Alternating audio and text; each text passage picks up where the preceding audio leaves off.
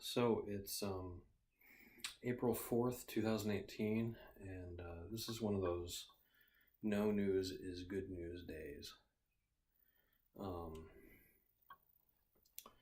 Nothing, my buddy is fine. I contacted him. He was having a rough night, but he felt good about knowing that there were people out there that cared about him enough to go through all the stuff that we were going through. Well, everybody else was going through. I was just quietly standing to the side, as it were.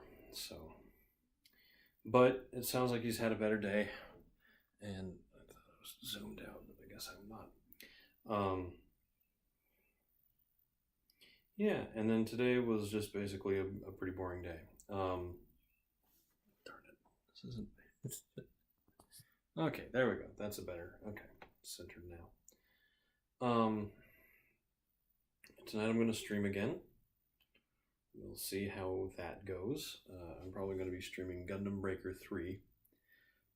Most of my real life friends are probably not going to be at all surprised I own a game like that, but they may be surprised to know that I had to import it from Singapore just to get a version with English information on the screen. There's going to be a new Gundam Breaker game coming out in just a couple of months that is localized over to the West, to the North American languages, English, French, and Spanish. So that's cool. But let's talk a second about today in the rest of the world and today in history. It's April 4th.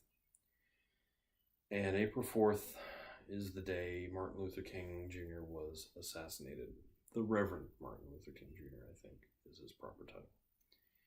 And I just was reading a little bit of an article. And it's not... It's one of those events where, like, the assassination of President John F. Kennedy is a big deal, and you hear all these stories of what were you doing when you found out. And given that that has happened over 50 years ago now, it's something that my parents have talked about to me in the past. They never really talked about MLK's assassination, and it was it's one of those things where Martin Luther King got a whole unit as part of the civil rights movement when I was taking history as a kid. And then he was assassinated, but the movement carried on, and eventually, civil rights were improved for African Americans and other minorities in this country, etc. Things are better. They're definitely not perfect. I think we could all treat each other a little bit more humanely. It was a topic of discussion at work today. I think that there is more we have in common with each other than we have different. But we are so inclined, I don't know if it's instinctually or societally based, but we are so inclined to put people into groups and put people into groups we're part in versus others, and how that can be a dangerous mentality to have, and to hope that it's something that we identify and work to address on a greater scale going forward as a society, as a world society. For all the people that think I'm a grumpy sourpuss, I actually am a quite hopeful individual, which is why I finish every one of these in a certain way. But I want to take a moment to, I don't know if anybody is ever going to read this or see this. I keep saying read, or watching this. I don't know if anybody watching this is ever going to see it. They're probably not going to see it today. They might come in later. But this week there was a shooting at YouTube headquarters. From the report I read, it was a woman who was very upset at her boyfriend, who she thought was at the YouTube headquarters. She brought a gun, she opened fire, 3 people were wounded at this time. I don't know if any of them have died. I think only one was in critical condition. And then the report says that she turned the gun on herself and ended her own life.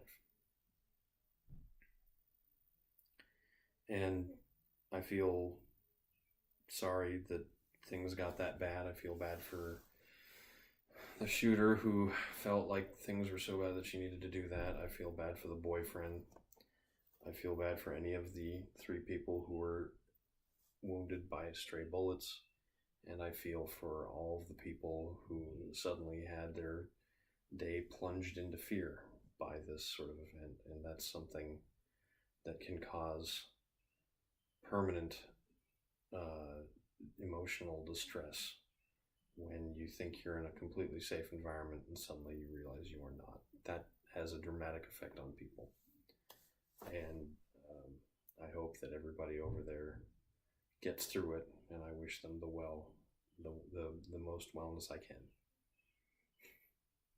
I'm much more eloquent with typed dialogue than I am with speaking in real life. Again, this whole process of midlife crisis, recording my vlog every day, is sort of to get me more comfortable with trying to express myself verbally and just, watching myself.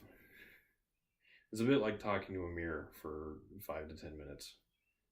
I suggest trying that sometime and see if you don't bore yourself. The only thing that keeps me going is the thought that maybe someday someone else will see this, and it may be of some entertainment or use, or it will inspire them or do something. But for me, it's a very selfish thing. I'm doing it to see that I can do it, see that I can start something and see it through all the way to the end.